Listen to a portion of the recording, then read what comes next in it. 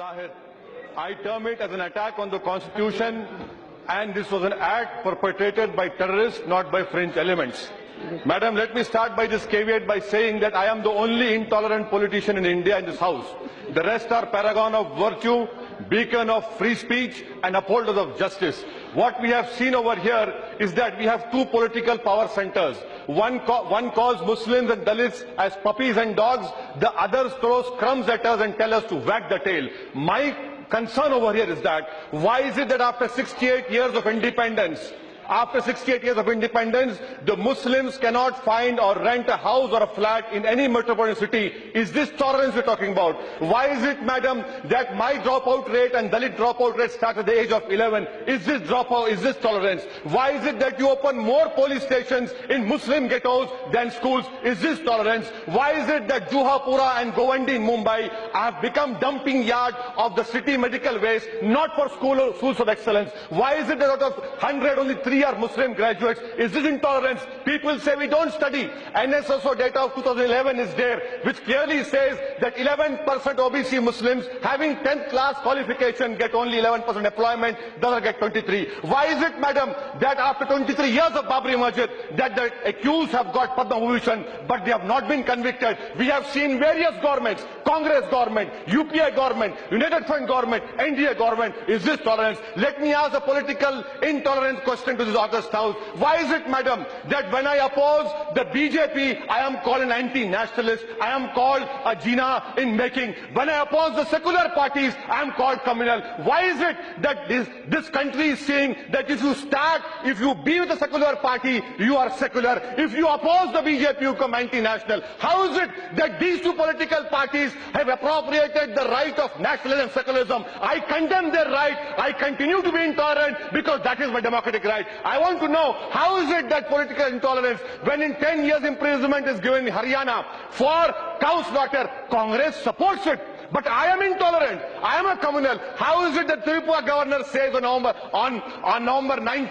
October 19 that free speech and tolerance can be celebrated if Muslims eat pork in the middle? Is this intolerance we're talking about? Madam Speaker, let me conclude by asking this very inconvenient, intolerant question to the government, to the government and to the august represent parties over here. Why is it that this is happening? Why have you taken my right to dissent? Why cannot I give a speech in Karnataka? Why cannot I give a speech in Uttar Pradesh? And why is it that 22% of Muslims are in jail under trials?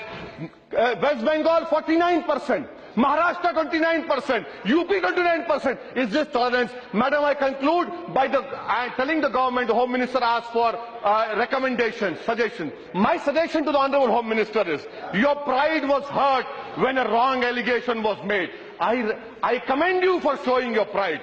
But you see, for 69 years I have been called a Pakistani. What about my pride? Would you rise up and protect my pride?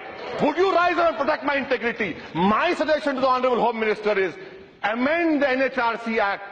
Given in the NHRC the power to inquire communal rights, so the responsibility can be fixed on the SP and DM. I would request you form in your internal security division a section which monitors Hindu fanatics. If you don't do that, see what is happening in Myanmar, in Sri Lanka, in Pakistan, in Bangladesh.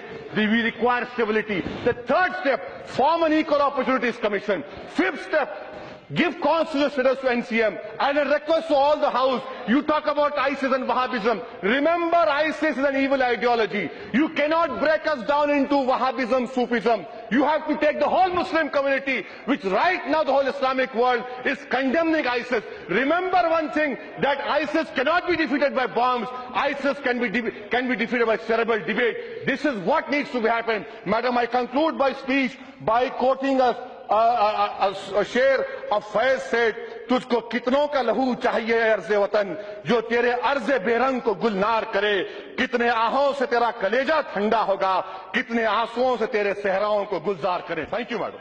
Very good, thank you. And just because two film actors, which almost I say in Make in India, their whole contribution is very good. So let's not run down Shah Rukh Khan and Amir Khan. They have contributed substantially globally for India.